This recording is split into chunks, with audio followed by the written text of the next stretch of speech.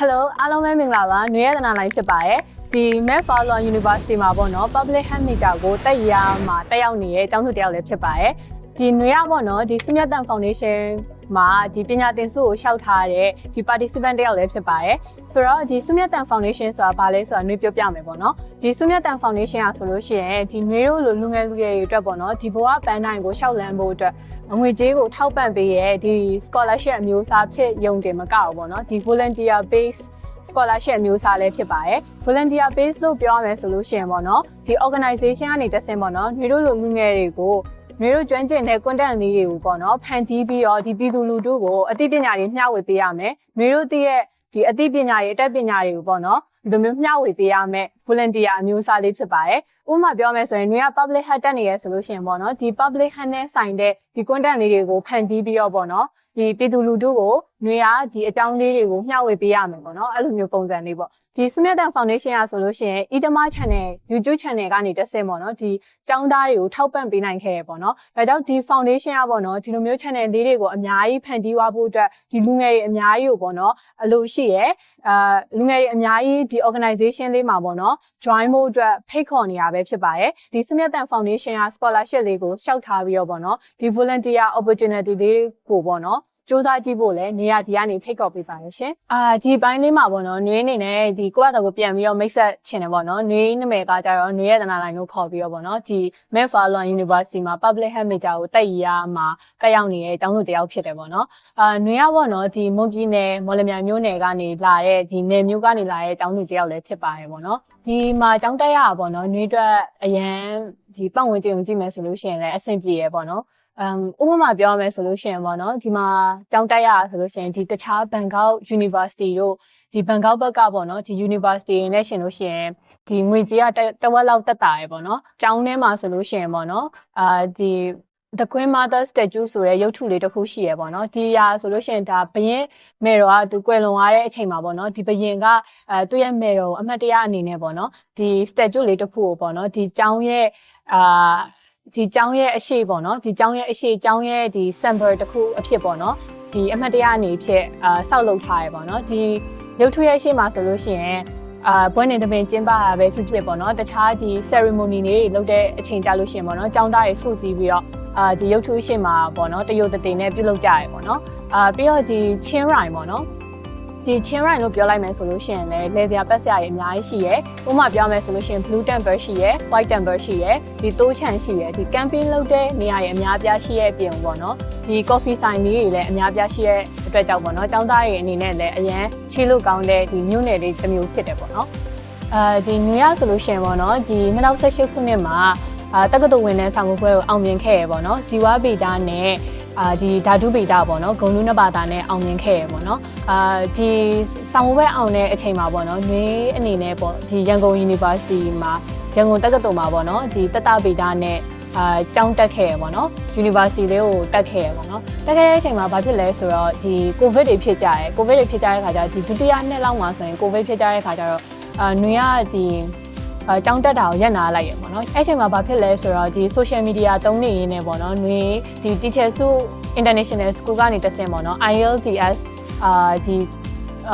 တက်ဖို့အတွက်ပေါ့နော်ဒီ free of charge ပေါ့နော်ပတ်စံမပေးရဘဲနဲ့တက်ဖို့အတွက်ဒီ scholarship လေးတစ်ခုပေးထားကိုတွေ့ခဲ့ရပေါ့နော်အဲ့လိုတွေ့ခဲ့တဲ့အချိန်မှာနွေကဘာလုပ်ခဲ့လဲဆိုတော့အဲ့ဒါလေးကိုရှောက်ခဲ့ရရှောက်ခဲ့တဲ့အချိန်မှာရခဲ့ရပေါ့နော်ရခဲ့တဲ့အခါကျတော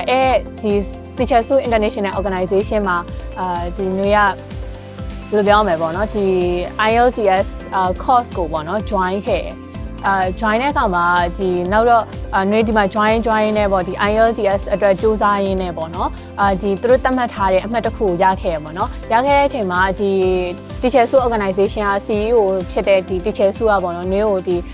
ီသူ့ရဲ့ organization မှာဒီ English assistant teacher ဖြစ်ပေါ့နော်လုပ်ဖို့သူကကန်လန်းခဲ့တဲ့အချိန်မှာနွေကဒီအခုချိန်ထိပေါ့နော်ဒီ Teacher Su International Organization မှာ English Assistant Teacher ရောက်ဒူးနေပေါ့နော်အလုပ်လုပ်နေတာပဲဖြစ်ပါတယ်ပေါ့နော်ကျမ်းမာရေးနဲ့ပတ်သက်တဲ့ဒီ fee ပေါ့နော်ပို့ပြီးတော့တိုးတက်လာဖို့အတွက်လုပ်ပေးခြင်းနဲ့ဆန္ဒလေးတစ်ခုရှိခဲ့ရပေါ့နော်အားကြောင့်ဒီကျောင်းကိုလာတက်တဲ့အချိန်မှာလည်းဒီ Public Health Major ကိုနွေအနေနဲ့ရွေးချယ်ပြီးတော့တက်ရောက်ခဲ့ရပေါ့နော်ဒီရွေးချယ်ပြီးတော့တက်ရောက်တဲ့အချိန်မှာလည်းပေါ့နော်နွေအနေနဲ့ကျောင်းမှာ activities တွေအများကြီးပါဝင်ခဲ့ရပေါ့နော်ဒီနွေရဲ့ဒီ MFU ဖြူမှာတက်တဲ့ပထမနှစ်မှာဆိုလို့ရှိရင်နွေရဲ့ဒီ advisor နဲ့အတူတူပေါ့နော် advisor လက်ထောက်နဲ့အတူဒီချင်းရိုက်မှာရှိရဲ့မြန်မာ migrant worker တွေတွားပြီးတော့survey တွေကောက်ခဲ့ရပေါ့နော်အဲ့ဒီအချိန်ကဒီ covid တွေအများကြီးဖြစ်တယ် covid တွေအများကြီးဖြစ်တဲ့ခါကျတော့နွေးနေနဲ့ဒီ covid နဲ့ပတ်သက်ပြီးတော့ survey လေးတွေကိုပေါ့နော်မြန်မာ translator ရာထူးနဲ့ပေါ့နော်တွားပြီးတော့ကောက်ခဲ့ရတွားပြီးတော့လုပ်ခဲ့ရပေါ့နော်ဒါအပြင်ပေါ့နော်နွေးနေနဲ့အခုအချိန်ထိပေါ့နော် Herbal Medicine Department ပေါ့နော်မြန်မာတိုင်းရင်းဆေးအဲ့မှာပတ်တိုင်းအနေနဲ့နွေအလုပ်လုပ်တယ်ပြီးတော့နောက်တစ်ခုကကျတော့ဗာလဲဆိုရင်ဒီ volunteer ဒီကျောင်းမှာလဲ volunteer opportunity တွေဖြစ်တဲ့ဒီ IPE program ပေါ့ဒီကျောင်းတွေကိုတွားပြီးတော့ဒီကလေးတွေကိုပေါ့ game တွေကစားပြီးတော့ဒီကျန်းမာရေးနဲ့ပတ်သက်တဲ့ဗဟုသုတလေးကိုမျှဝေပေးရပြီးတော့နောက်တစ်ခုကကျတော့ဒီ public health ပေါ့နော်ဒီအသင်းနဲ့အတူပေါ့နော်ဒီရေတွေတက်သွားသေးတဲ့အချိန်မှာပေါ့နော်တွားပြီးတော့ volunteer လေးတွေလုပ်ခဲ့ရဒီအားစာပေါ့နော် 5 days camp မှာလဲအဲ့လိုဘယ်လိုပြောမလဲပါဝင်ခဲ့ရပေါ့နော်ဒီလူလူနဲ့ပတ်သက်တဲ့ activities တွေအများကြီးကိုပါဝင်ခဲ့ရပေါ့နော်နွေးနေတဲ့ဒီအနာဂတ်မှာလည်းဒီထက်ပိုပြီးတော့လူထုကိုပို့ပြီးတော့အကျိုးပြုတဲ့လုပ်ငန်းလေးတွေမှာပါဝင်သွားဖို့လည်းရှိတယ်ပေါ့နော်ပထမတစ်ခုကကျတော့နွေးနေနဲ့ဒီစိန်ခုံမှုလို့ပြောလိုက်မယ်ဆိုလို့ရှိရင်ပေါ့နော်ဒီငွေကြေးနဲ့ပတ်သက်တဲ့စိန်ခုံမှုတစ်ခုရှိမယ်ပေါ့နော်ဘာလို့လဲဆိုတော့နွေးနေနဲ့ဒီမိသားစုဘက်မှာကြည့်မယ်ဆိုလို့ရှိရင်အဓိကအားဖြင့်နွေးကိုထောက်ပံ့ပေးရကအမေပေါ့နော်အမေဖြစ်တယ်ပြီးတော့နောက်တစ်ခုကကျတော့နွေးရဒီမိသားစုထဲမှာဆိုလို့ရှိရင်အကြီးဆုံးပေါ့နော်အကြီးဆုံးဖြစ်တဲ့အတွက်ကြောင့်ဒီညီမလေးနှစ်ယောက်လည်းရှိရဲ့နေရာမှာပေါ့နော်နွေးနေနဲ့ဒီဘက်ကိုလာတာ scholarship မရဘဲနဲ့ဒီဘက်ကိုလာပြီးတော့တက်ရောက်တာဖြစ်တဲ့အတွက်ကြောင့်ပေါ့နော်ဒီနွေရဲ့အမေအနေနဲ့နွေရဲ့အုပ်ထိန်းသူအနေနဲ့လည်းပေါ့နော်ဒီငွေရေးကြီးရပေါ့နော်တခါတလေကြားလို့ရှိရင်စိတ်ဖိစီးမှုတစ်ခုအနေနဲ့ဖြစ်နေတာပေါ့နော်အဲ့လိုအချိန်မှာဆိုလို့ရှိရင်နွေအနေနဲ့ဒီ scholarship ပညာသင်ဆုတွေအများကြီးကိုအဲ့လိုမျိုးစူးစမ်းကြည့်ရပေါ့နော်စူးစမ်းကြည့်ရမရလာတဲ့အချိန်တွေမှာပေါ့နော်ငါဒီအကြောင်းကိုတက်ဖို့တက်ဆက်ပြီးတော့တက်ဖို့တက်ပေါ့နော်ဒီငွေကြေးကအဆင်ပြေပါမလားအဆင်မပြေဘူးလားဆိုပြီးတော့ပေါ့နော်အဲ့လိုမျိုးစိတ်ဖိစီးမှုတွေအများကြီးရှိရပေါ့နော်ဒီ scholarship ကနွေအတွက်အရန်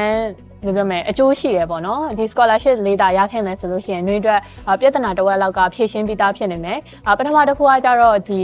နွေရဲ့အမေကတယောက်တည်းရုန်းကန်လှုပ်ရှားရဖြစ်တဲ့အတွက်ကြောင့်ဒီ scholarship လေးတာရခဲ့မယ်ဆိုလို့ရှိရင်ပေါ့နော်သူ့အနေနဲ့လည်းရုန်းကန်လှုပ်ရှားရတာပို့ပြီးတော့တက်တာသွားမယ်ပြီးတော့ဒီနွေဒီပညာရေးရှေ့ဆက်လျှောက်ဖို့အတွက်လည်းပေါ့နော်ဒီငွေရေးကြေးရဆိုလို့ရှိရင်အခက်အခဲတစ်ခုမဖြစ်နေရောဘူးဒီ scholarship ကရတဲ့ပတ်စံနဲ့ပေါ့နော်တင်တဲ့တက်ရင်လည်းနွေအနေနဲ့အဆင်ပြေသွားမယ်ပို့ပြီးတော့ဒီ activities တွေမှာပို့ပြီးတော့ပါဝင်လာနိုင်မယ်ပြီးတော့နွေးနေနေပေါ့နော်ဒီအလုပ်လေးတွေနည်းနည်း short ချမယ်ဒီဆောင်ပွဲဖြည့်နေတဲ့ကာလအတွင်းမှာပေါ့ဒီ scholarship ပတ်စံနဲ့ဒါကျောင်းတက်ခွင့်ရမယ်ဆိုလို့ရှိရင်ပေါ့နော်အဲ့လိုအခြေအနေမှာဆိုရင်နွေးပို့ပြီးတော့ဒီ professional growth အတွက်နဲ့ဒီပို့ပြီးတော့ပညာရေးထူးချွန်မှုအတွက်ပို့ပြီးတော့အာရုံစိုက်လာနိုင်မယ်ပေါ့နော်အဲအကြောင်းဒီ scholarship လေးอ่ะပေါ့နော်နွေးအတွက်အရန်ကိုအဖိုးတန်တဲ့ဒီအခွင့်အလမ်းလေးတစ်ခုဖြစ်တဲ့အတွက်ကြောင့်နွေးအနေနဲ့စူးစမ်းကြည့်ရပေါ့နော်နွေးအနေနဲ့လည်းဒီ scholarship လေးကိုရောက်ဖို့လဲညွှန်လင့်ပါတယ်ပေါ့နော်ဒီ Smith & Foundation ကလည်းဒီဘယ်လိုပြောမလဲဒီလိုမျိုးထောက်ပံ့တဲ့နေရာမှာပေါ့နော်ပါဝင်ပြီးတော့လက်သွဲသွားနိုင်မှုအတွက်အလှူရှင်တွေကိုပေါ့နော်အမြဲတမ်းဖိတ်ခေါ်နေရဒါကြောင့်ပေါ့နော်ဒီ Smith & Foundation နဲ့အတူပေါ့နော်တဲ့အနေနဲ့များသည့်ဖြစ်စေနည်းသည့်ဖြစ်စေပေါ့နော်တဲ့ရဲ့လှူဒန်းမှုကပေါ့နော်ဒီလိုမျိုးဒီចောင်းသားတွေရဲ့အိမ်မက်တွေအကောင့်ထဲပေါ်တဲ့နေရာမှာသူတို့ရဲ့ဘဝတွေကိုရှေ့ဆက်လမ်းနိုင်တဲ့အချိန်မှာနေရာမှာပေါ့နော်အများကြီးထောက်ပံ့ပေးနိုင်တာဖြစ်တဲ့အတွက်ကြောင့်ပေါ့နော်အချင်းချင်းမဖြစ်သွားဘူးပေါ့နော်တဲ့ရဲ့လှူဒန်းမှုကအဲဒါကြောင့်တဲ့အနေနဲ့ပေါ့နော်ဒီSmith & Foundation ကိုစိတ်ပါဝင်စားရဲဆိုလို့ရှိရင်ပေါ့နော်လာပြီးတော့လှူဒန်းဖို့လည်းဖိတ်ခေါ်လိုက်ရပါတယ်ပေါ့နော်ပြီးတော့နောက်တစ်ခုကကျတော့ပေါ့ဒီနွေတို့လိုဒီလူငယ်လူရွယ်အနေနဲ့ပေါ့နော်ဒီSmith & Foundationကနေတဆင့်ဒီပညာသင်ဆုကိုရှောက်ထားပြီးတော့ဒီSmith & Foundation မှာရှိရဲ့ဒီ volunteer opportunity လေးတွေကိုပေါ့နော်စိတ်ပါဝင်စားစွာလာပြီးတော့ကြိုးပမ်းဖို့အတွက်လည်းနွေးအနေနဲ့ဒီကနေဖိတ်ခေါ်လိုက်ရပါတယ်ပေါ့နော်ဒီတော့တိတ်အနေနဲ့Smith & Organization နဲ့အတူဒီ foundation နဲ့အတူပေါ့နော်ဒီပတ်ဝန်းကျင်ကိုတိုးတက်ပြောင်းလဲဖို့အတွက်ကမ္ဘာကြီးတိုးတက်ပြောင်းလဲဖို့အတွက်တရောက်တနေရာကနေပါဝင်လူတန်းဆောင်ရွက်လက်သွဲတောက်ဖို့အတွက်Smith & Organization ကနေတဆင့်နွေးအနေနဲ့ဖိတ်ခေါ်လိုက်ရပါတယ်ရှင်